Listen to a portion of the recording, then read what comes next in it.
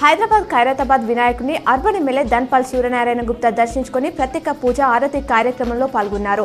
ఈ సందర్భంగా ఎమ్మెల్యే ధన్పాల్ మాట్లాడుతూ తెలంగాణ హిందూ ధర్మ సంస్కృతి సంప్రదాయాలకు ప్రతీకగా ఖైరతాబాద్ గణేష్ నిలుస్తుందన్నారు.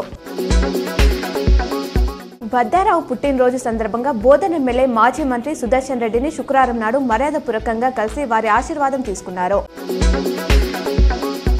నిర్మల్ జిల్లా ప్రసిద్ధ పుణ్యక్షేత్రమైన శ్రీ జ్ఞాన సరస్వతి అమ్మవారి క్షేత్రం బాసరలోని బజార్ గల్లీలో గల బాల గణేష్ ఉత్సవ కమిటీ ఆధ్వర్యంలో బాల గణేష్ కళ్యాణోత్సవం గురువారం అంగరంగ వైభవంగా నిర్వహించారు. వేద మంత్రోచ్చరణల మధ్య సాయంత్రం బాల గణపతి ఉత్సవ మండపంలో స్వామివారికి వేద పండితులు మంగళ ఆరతి తదితర పూజలు నిర్వహించారు.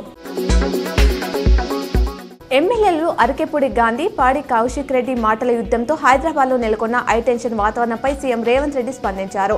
రాష్ట్రంలో శాంతి భద్రతలకు విఘాతం కలగకుండా చర్యలు తీసుకోవాలని డీజీపీని సీఎం ఆదేశించారు. రెచ్చగొట్టి గొడవలు సృష్టించే వారిపై కఠిన చర్యలు తీసుకోవాలన్నారు.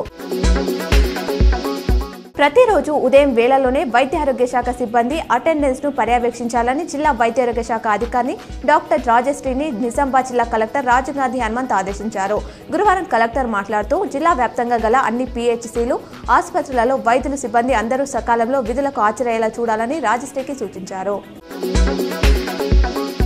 క్రితం సెషన్లో రికార్డులు బద్దలు కొట్టిన బెంచ్ మార్క్ సూచీలు నేడు మోస్తారు నష్టాల్లో కొనసాగుతున్నాయి. బీఎస్సీ సెన్సెక్స్ 125 పాయింట్లు తగ్గి 82,844 వద్ద చెల్లిస్తోంది.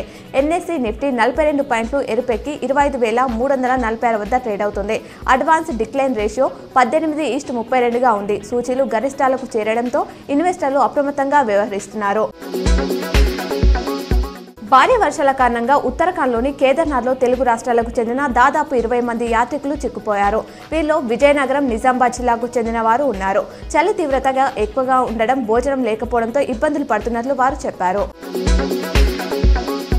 నిజామాబాద్ జిల్లాలోని ఎస్ఆర్ఎస్పీ ప్రాజెక్టుకు ఎగువ నుంచి వరద నీరు వస్తుండటంతో గురువారం సాయంత్రం 6:25 ప్రాజెక్టు 4 వరద గేట్లు ఓపెన్ చేశారు. 34,705 క్యూసెక్ల నీటిని దిగువకు వదులుతున్నారు. ఎగువ నుంచి ఇన్ఫ్లోగా 41,500 క్యూసెక్ల నీరు వస్తుంది.